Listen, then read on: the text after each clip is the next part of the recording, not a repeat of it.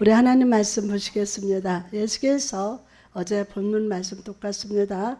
예수께서 36장 26절. 네.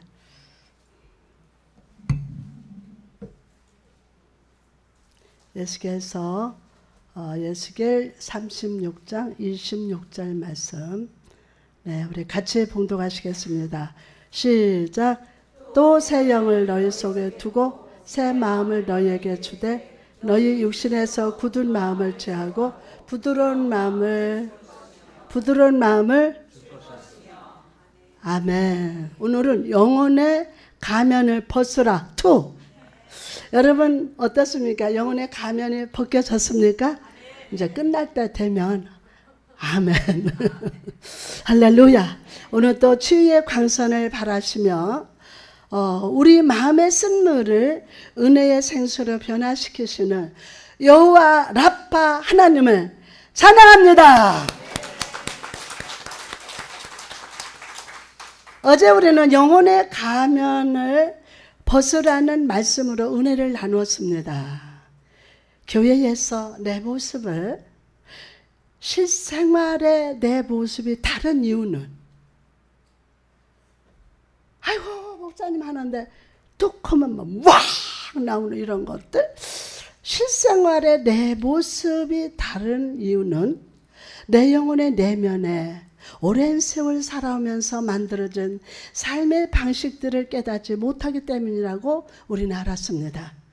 하나님은 신뢰할 수 없는 분이시라는 가면을 쓰고 내 삶을 내 마음대로 내 가족들을 조종하고 통제하려 하는 삶을 버려야 한다고 했습니다. 하나님은 세상의 아버지가 아니시오. 말씀하신 것을 반드시 이루시고 성취하시는 여호와가 되심을 믿어야 합니다. 다른 사람은 필요 없어라는 가면도 벗어야 합니다.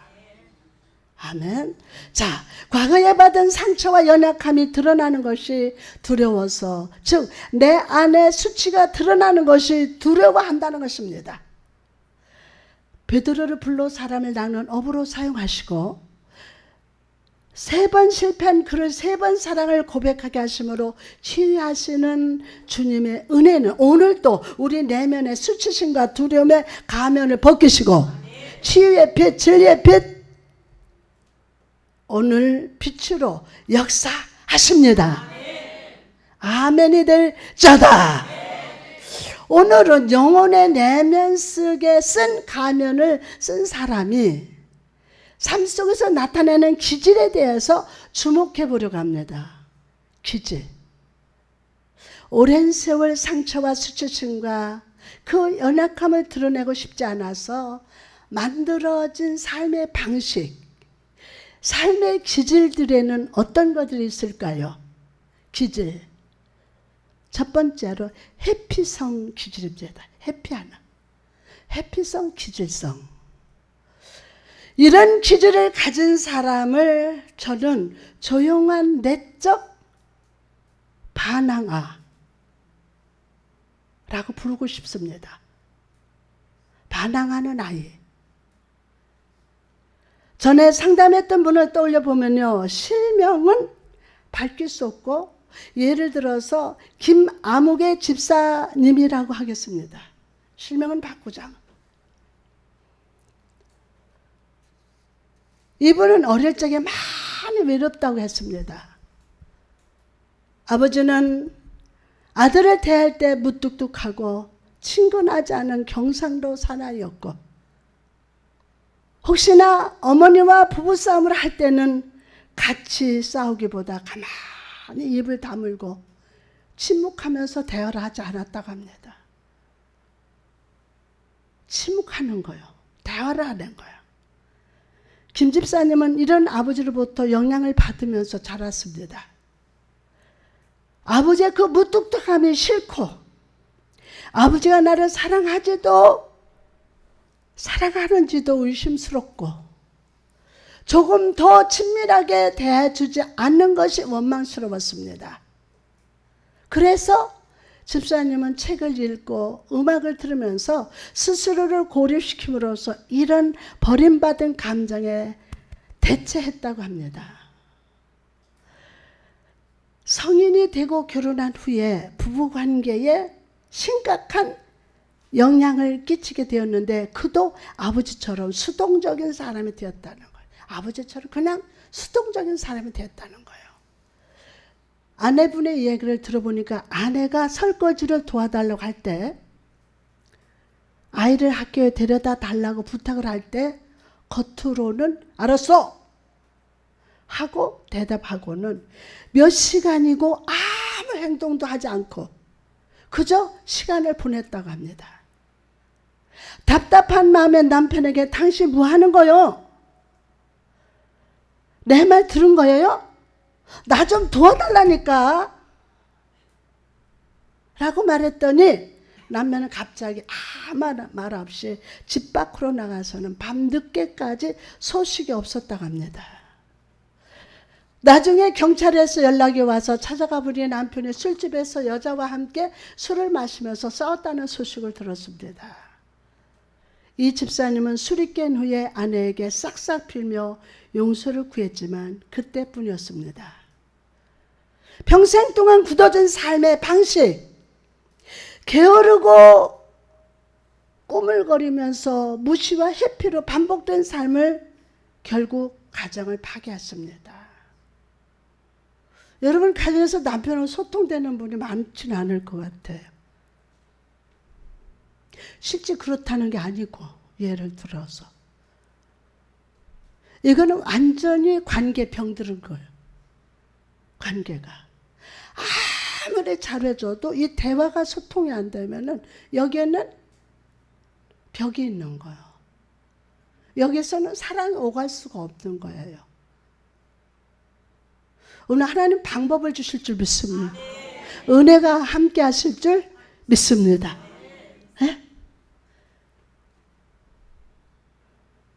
평생 동안 굳어진 삶의 방식, 게으르고 꿈을 꾸르며 무시와 회피로 반복된 삶, 결국 그 가정이 파괴돼요.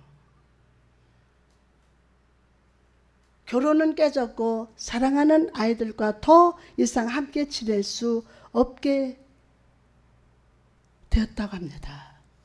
문제와 상황을 직면하지 못하고 숨어버리고 회피하는 인생을 향해서 성경은 이렇게 말씀하십니다. 잠언서 29장 1절에 자주 책망을 받으면서도 목이 곧은 사람은 갑자기 패망을 당하고 피하지 못하리라.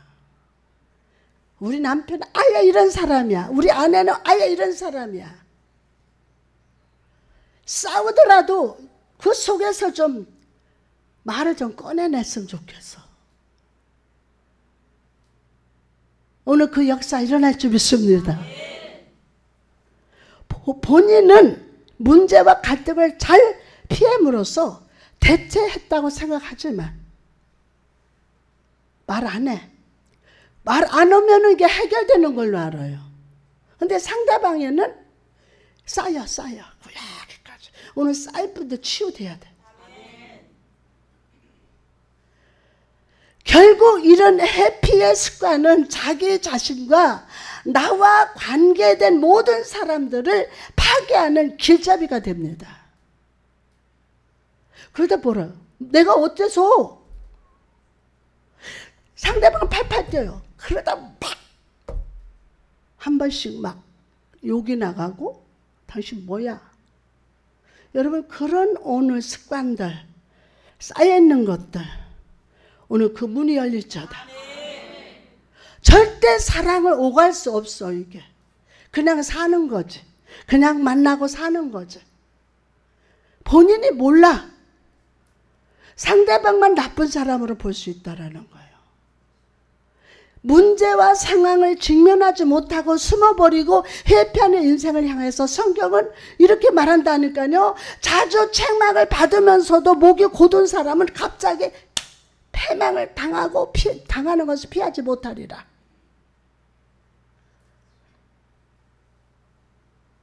본인은 문제와 갈등을 잘 피함으로써 대체한다고 생각하지만 결국 이런 회피의 습관은 자기 자신과 나와 관계된 모든 사람들을 파괴하는 길잡이가 된다고요.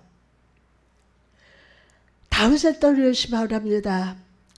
그는 믿음의 사람, 아름다운 시인이었어요. 아름다운 시인.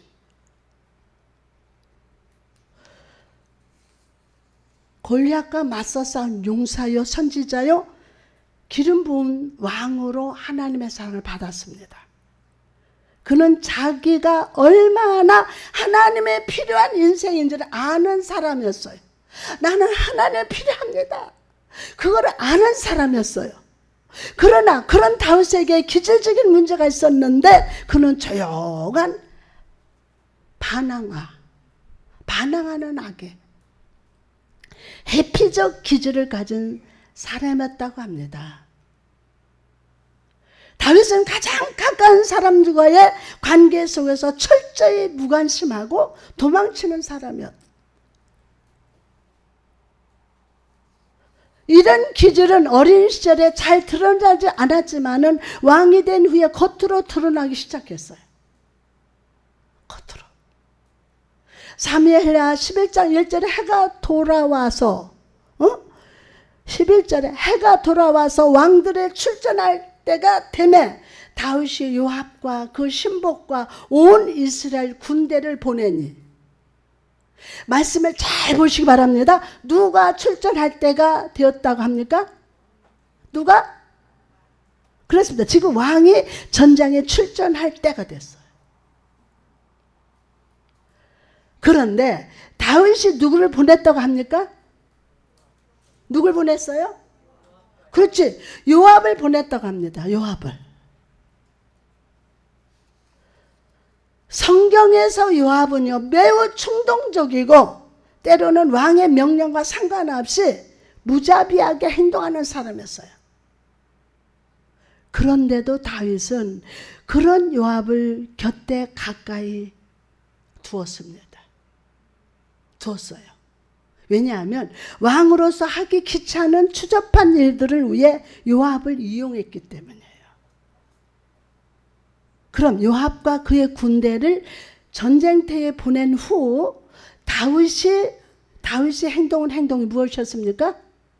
어떻게 했어요? 생리를 막 마치고 몸을 씻고 있던 밧세바를 보고 음욕을 품어서 반복적으로 간음을 했어요. 반복적으로. 밧세바가 임신하자 그 임신 사실을 숨기려고 전쟁터에서 나라를 위해서 충성을 다해 싸우고 있는 우리아를 또 요압을 시켜서 죽였습니다. 여러분, 다윗을 보시기 바랍니다. 때로는 하나님 앞에서 믿음으로 용기 있게 행동하고 언약궤 앞에서 춤을 추면서 하나님을 찬양하면서도 또 이런 수동적이고 회피적인 모습을 드러내고 있지 않습니까? 많은 주님의 가정들이 남편과 아내의 이런 수동적이면서 우유부담하면서 회피하는 사람의 기질을 힘들어합니다. 어떤 남편은요, 말을 많이 해. 이게 쓸데없는 말을 하니까 이게 뭐 살 수가 없어. 그런데 여러분, 그것을 대체할 수 있는 하나님의 능력이 여러분에게 주실 줄 믿습니다. 아멘.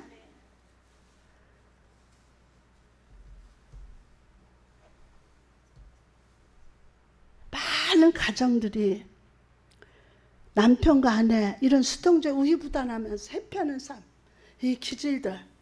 그래서 여러분도 많이 힘들었을 거예요. 자, 제가 책을 보다 보니까 용서는 가정을 되게 한다. 시작. 용서는 아주 정확히 얘기해봐요. 용서는 가정을 되게 한다. 그러면 지금 가정이 없습니까? 그런데 가정이 되게 한대. 뭐가? 용서가 가정이 되게 한다. 아멘. 많은 주님의 가정들이 남편과 아내의 이런 수동적이면서 우유부단하며 회피하는 삶의 기질로 힘들어합니다. 여러분도 그래요 지금. 아니 지금 강의하는 저도 그렇다고요.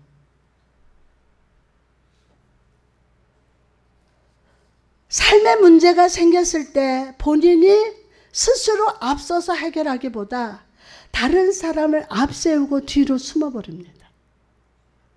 뒤로 숨어버려요. 뿐만 아니라 이런 회피하는 기질로 인해서 가장 가까운 자녀들에게도 상처를 줍니다. 다윗은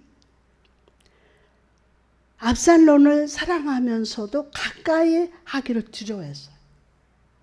되게 좋아하고 사랑하면서도 가까이 하기를 두려워했어요. 남편이 좋아도 두려워. 그러니까 같이 있는 게 힘들어. 그래서 아침에 출근, 아이고 살겠다. 압살롬은 자기를 무시하는 아버지의 관심을 끌어보려고 밭에 불을 지르기까지 하면서 아버지의 사랑을 구했지만 다윗은 또 피해버렸어요. 또 피했어요. 결국 아버지의 사랑을 갈망하던 마음이 미움이 되고 분노가 되어서 결국 아버지를 왕의 자리에서 내쫓는 비참한 결과를 낳았습니다. 여러분도 혹시 이런 회피성 기질을 가지고 매사에 수동적으로 반응하지는 않습니까?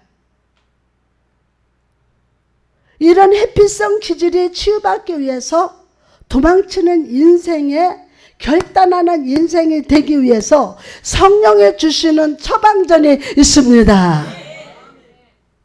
아멘. 바로 말씀의 빛 앞에서 직면하는 거예요. 언제요? 언제요? 오늘 즉시 치유될 수 있다. 그런데 중요한 게 햇빛성 기절이 치유받기 위해서 도망치는 거. 도망치는 인생에서 결단해요, 오늘. 그리고 되기 위해서 성령이 주시는 처방전 받을지어다. 처방전. 바로 말씀의 빛 앞에 직면하는 거예요. 맞습니다. 맞습니다. 난 아까 깜짝 놀랐어요. 그것까지는 생각 못해서. 그렇지. 나에게 그렇게 힘들게 하다가 세상을 떠났는데도 그게 점점 그 마음에 다 차지하고 있는 거예요. 그러니 그 속에 말씀이 들어갈 구멍이 없어. 여러분, 상처로, 남편 문제로, 자식 문제로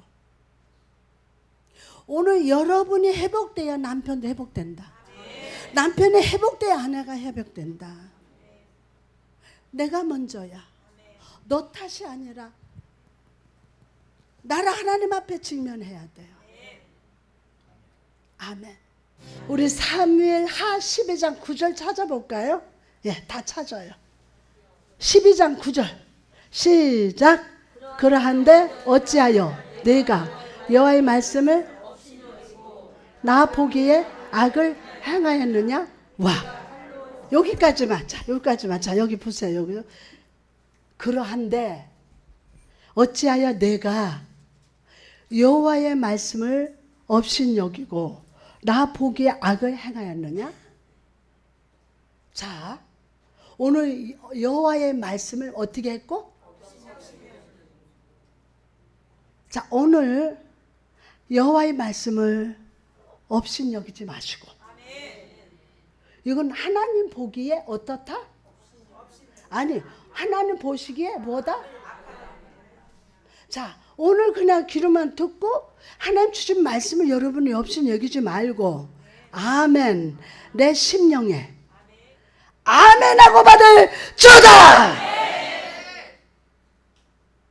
그럼 다윗이 왜 이 지경이 되었을까요? 여호와의 말씀을 업신여겼기 때문이에요. 참과 거짓을 드러내시고 나를 직면하게 하는 하나님의 말씀이 내 삶을 인도하고 다스리시는 것에 벗어났기 때문이에요. 회피하는 여러분이요, 하나님을 가까이 하십시오. 그분의 말씀을 가까이 하십시오. 두 손 들고 아멘. 말씀으로 우리를 다시 가르치시고 훈련시키시는 성령님 안에서 여러분의 회피성 기질을 치유해 주시기를 간구합시다. 할렐루야. 아멘. 자, 하나님께서는 오늘도 우리 삶의 상황과 시간과 만남, 여러 가지 일들을 통해서 우리들에게, 여러분들에게 말씀하고 계십니다. 마음을 강팍하게 하지 말고, 하나님의 말씀을 업신여기지 말고 하나님께 돌아오라. 하나님께 돌아오라. 부르십니다. 오늘 이 시간 요나처럼 도망치고 회피하던 삶을 멈춥시다.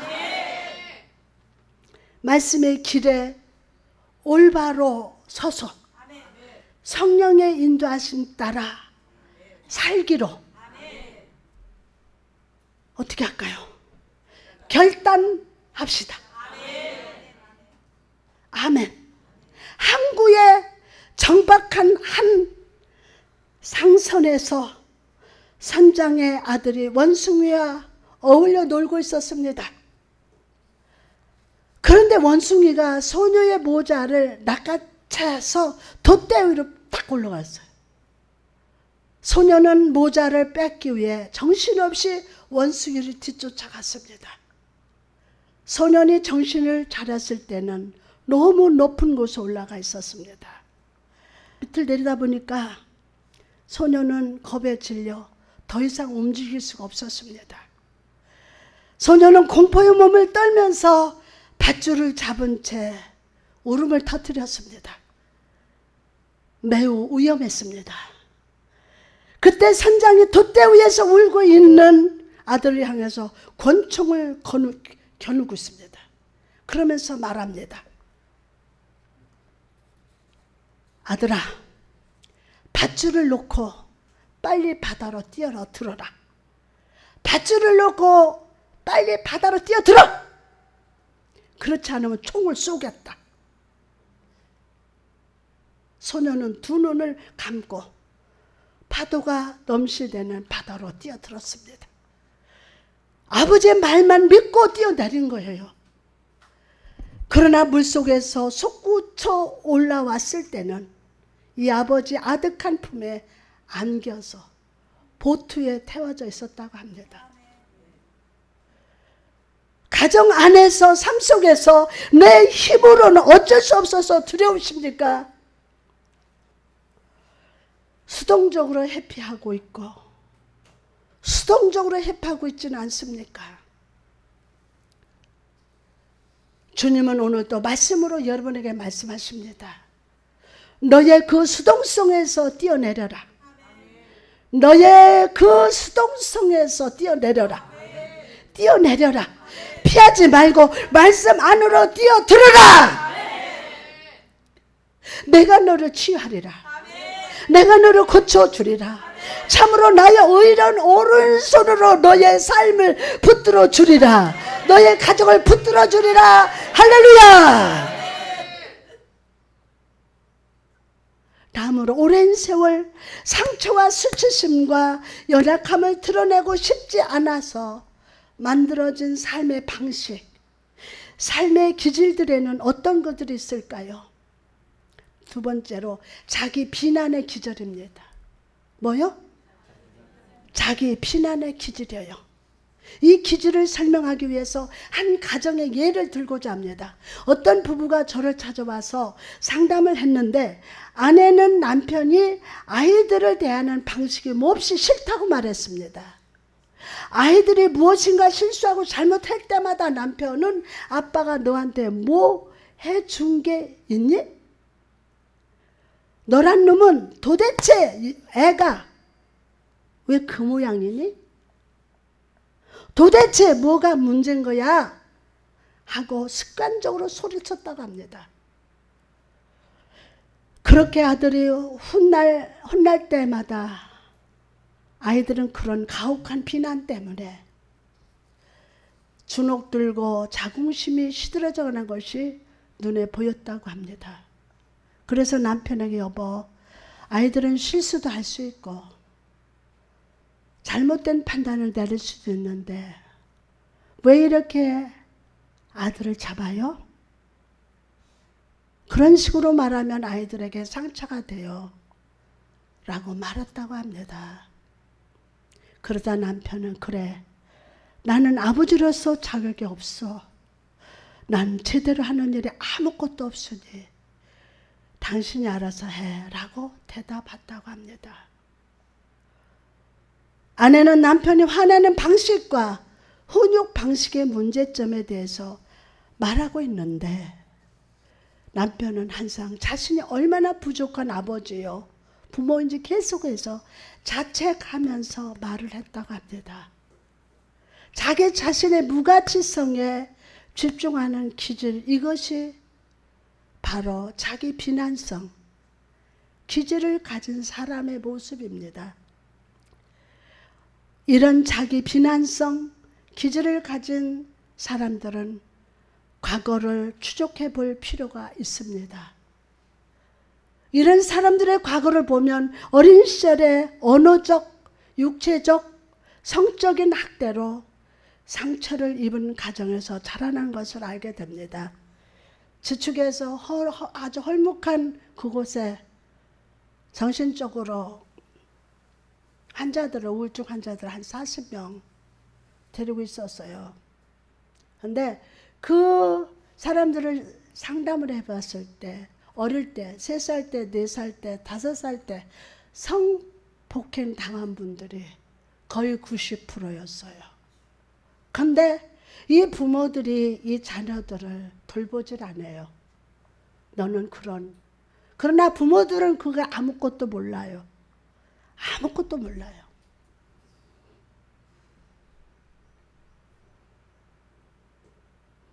문제의 원인은 아버지나 어머니에게 있는데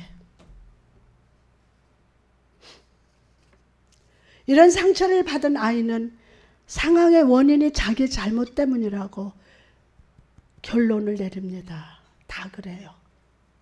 그래서 자기 비하해서 면도칼 하나로 자기 몸을, 온 몸을 1mm도 틀리지 않게 다 그어놔. 그럼 피가 막 줄줄줄. 근데 계속 말릴 수도 없어요. 이 칼 가지고.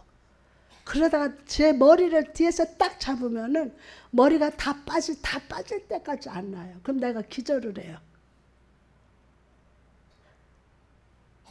그리고 정서적으로, 육체적으로 학대를 받을수록 자동적으로 자기 자신에 대해서 그렇게 말함으로써 학대를 자기 내면화시킵니다.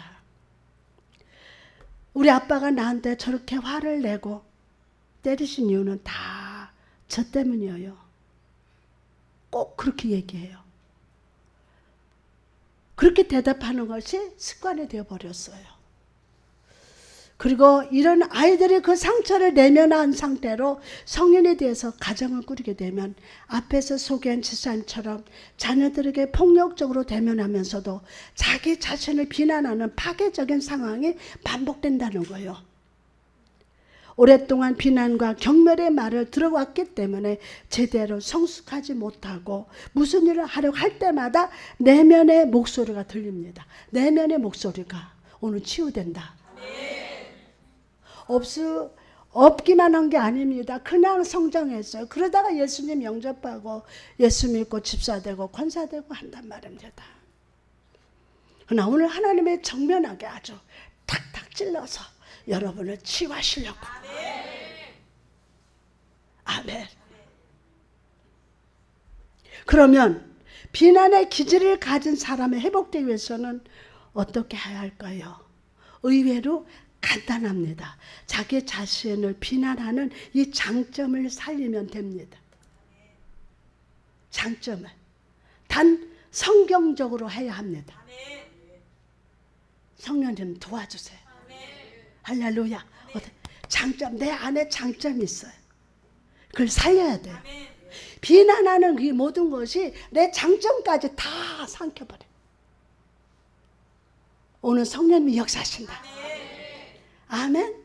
자기 비난성, 기질을 가진 사람이 가장 잘하는 일이 무엇입니까? 해보지 않아서 모르죠. 저는 알아요. 스스로 싫어하는 일을 가장 잘합니다. 스스로 싫어하는 것을 가장 잘해요. 자기 자신과 모든 약점들을 몹시 미워하고 비난하는 일에 탁월한 재능을 가지고 있습니다. 우리 아들 재종 목사도 어릴 적에 저를 보고서는 엄마 나 왜 이렇게 못생겼어? 왜 원종이는 잘생겼는데 나는 왜 이렇게 못생겼어? 쌍둥이인데 나는 달리고도 못하고 달리기도 못하는 얼굴도 여드름도 많고 여드름 너무 많았어요. 이 말이 진짜 하루 종일 주야를 묵상하면서 저에게 매달렸어요. 진짜 보기만 하면. 저는 아니야 재종아 엄마는 너를 제일 사랑해. 너는 참 잘생겼어 라고 아무리 말해줘도 소용없어요. 소용없어요. 저는 아들을 보면서 깨달았습니다. 잠시 기분을 풀어주게 하는 위로의 말이 중요한 것이 아니구나. 아들이 스스로 인정하고 사랑할 수 있게 해야겠구나. 진짜 미워야 할 것이 무엇인지 알려줘야겠다. 그걸 깨달았어요. 여러분 자기 비난성 기질을 가진 사람이 깨달아야 할 진리가 무엇입니까? 진짜 미워해야 할 것이 무엇인 줄을 깨닫는 거예요.